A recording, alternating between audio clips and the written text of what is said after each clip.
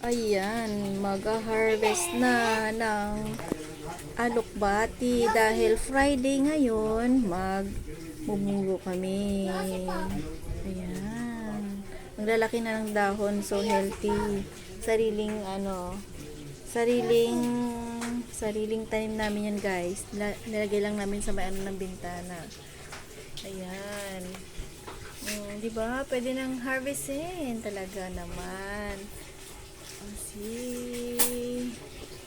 Ayan. Hinalon pa namin ng may mga yan, no, maliliit na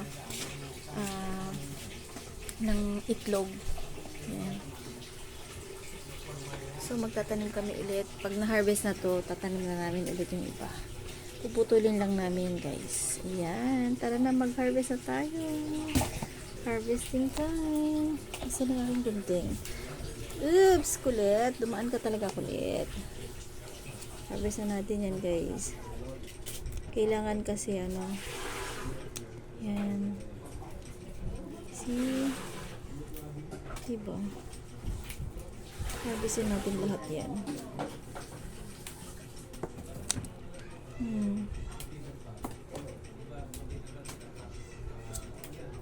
Lahat yan para tumubo siya ulit. Mabilis siyang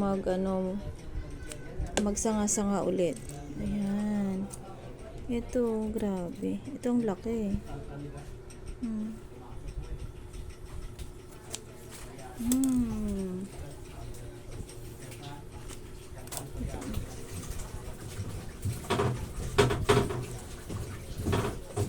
Magkano na rin yan sa palengke.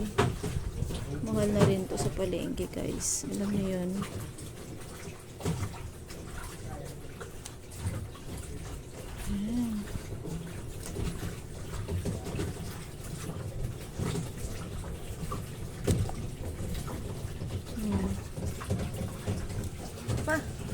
Gusto pa natin to.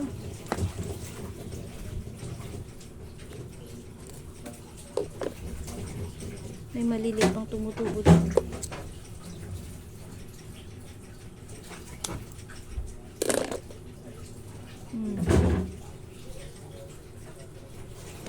Talagang walang fertilizer yan, guys. Wala. Lang siya, yung mga dahon-dahon na kunwari, mga ng mga gulay din. Tapos yung pinagugasan ng bigas. Yan yung niya.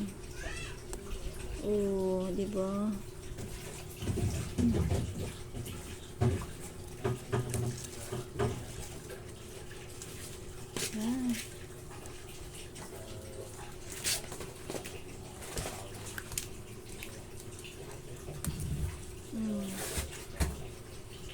Lahat yan tanggalin natin. Diba? Bakante kasi yung namin, yung sa may grills.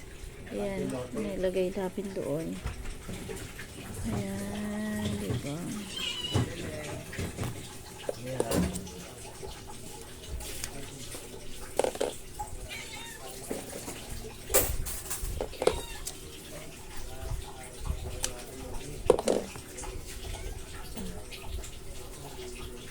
Harvest natin lahat para tumubo din siya.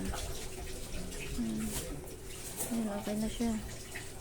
Ayan. See, diba? Ito lahat, guys. Alam niyo kung magkano na to? Dito sa Maynila, guys, mahal na to. Ayan. Marami na yan. Parang 20 pesos na yan. Ayan na, guys. Thank you for watching.